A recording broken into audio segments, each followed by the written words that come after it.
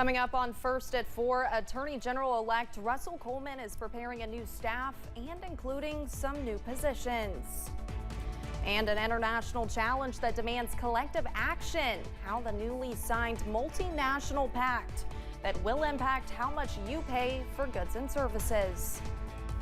Plus, a slow warming trend is on the way for the rest of this week. Those details coming up as Mountain News First at 4 starts now.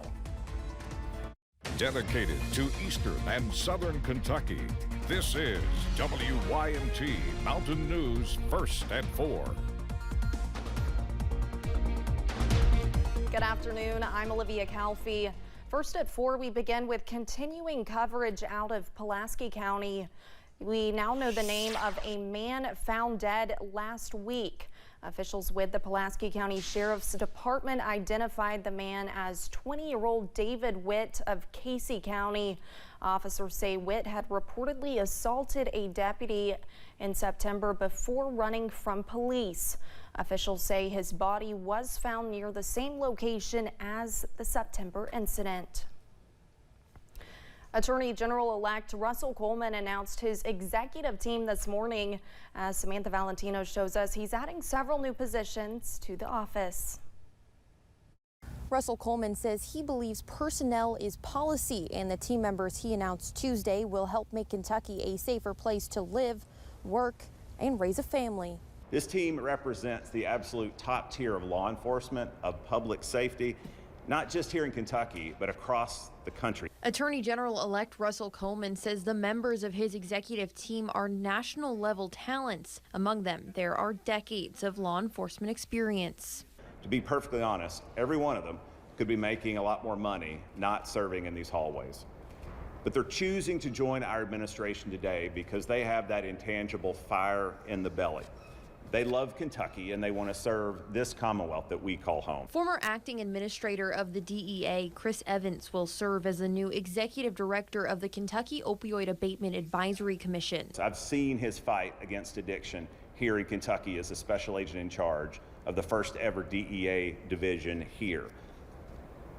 Notably, I've seen Chris focus on areas of Kentucky that we have previously underserved. Coleman also announced several new positions, including Deputy Director of the Department of Criminal Investigations for Counter-Exploitation, Jeremy Merrill. He has more than 2 decades of experience with KSP and DCI. My expectation is very high for Major Merrill to lead on our efforts to harden this Commonwealth against the predators that are coming for our kids. In addition to other newly created positions within DCI, Coleman has added a new deputy position to the Opioid Abatement Advisory Commission. Coleman says with these new positions, they'll be doubling the size of the Attorney General's office. In Frankfort, Samantha Valentino, WKYT. For a full list of Coleman's newly announced executive team, head to this story on WYMT.com.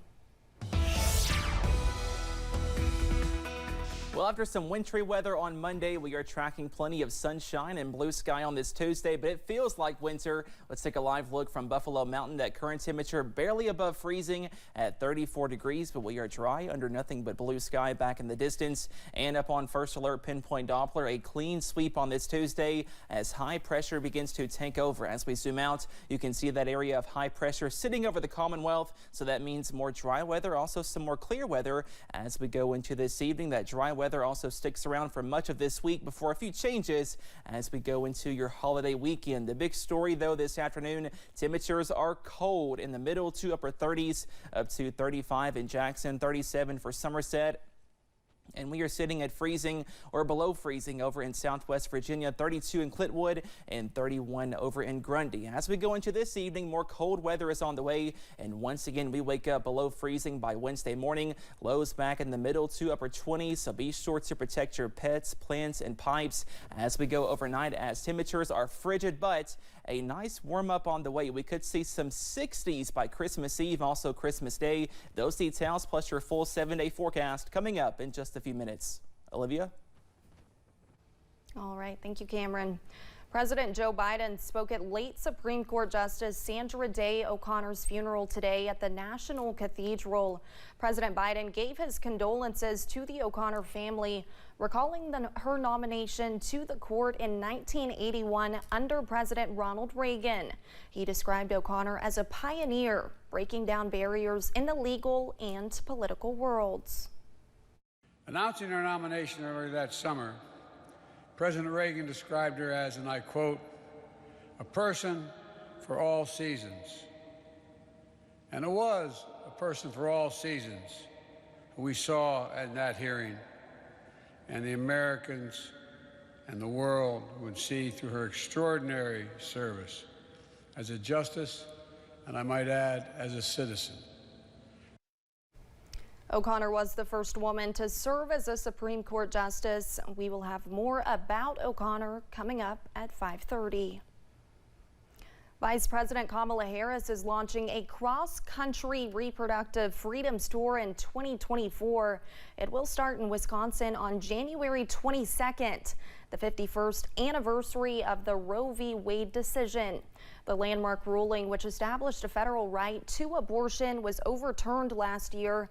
The Biden campaign sees abortion as a key issue for voters in 2024. A new report found that at least 4 countries tried to meddle in the 2022 U.S. midterm elections. That is according to a declassified assessment released yesterday. The intelligence community assessed with high confidence that China tried to influence a handful of midterm races involving members of both U.S. political parties. The assessment did not study the impact the influence campaigns may have had on the outcome of the 2022 elections. A new poll finds President Joe Biden's response to the Israeli-Palestinian conflict leaves much to be desired. According to the survey from the New York Times and Siena College, only 1/3 of registered voters approve of Biden's handling of the war. Among voters younger than 30, that drops to 20%.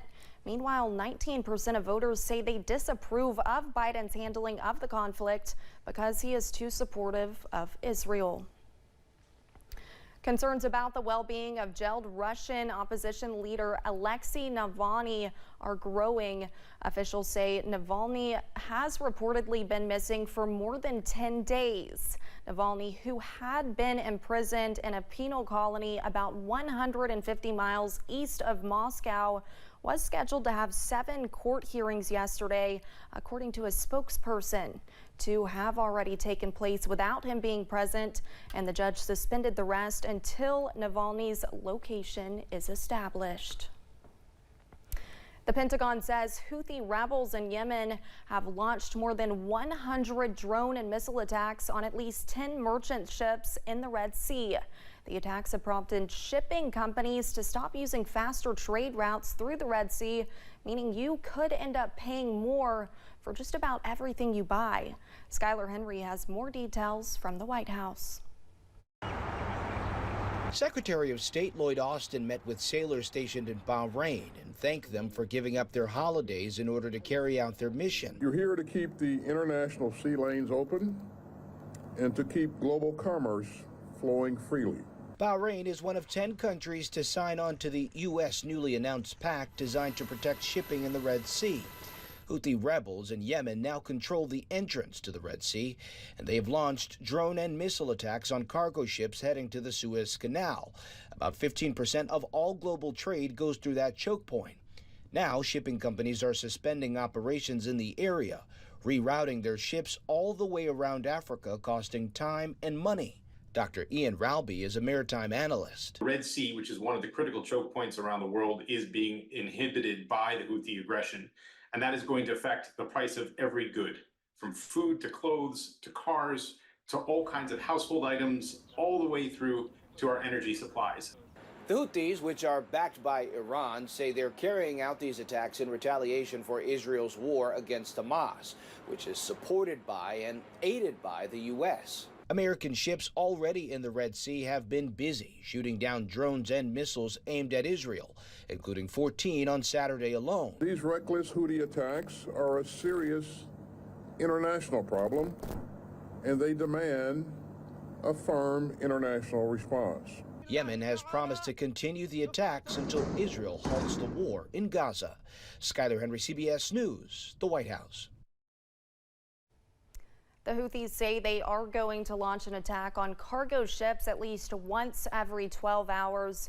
Bahrain, Canada, France, Italy, the Seychelles, and the United Kingdom are among the countries who have signed on to patrol the Red Sea in an attempt to protect the cargo ships. Coming up on First at 4, what local officials are calling a natural disaster has some tourists describing the scene as something from a movie. And high pressure controls the forecast through Friday. Those details coming up after this break.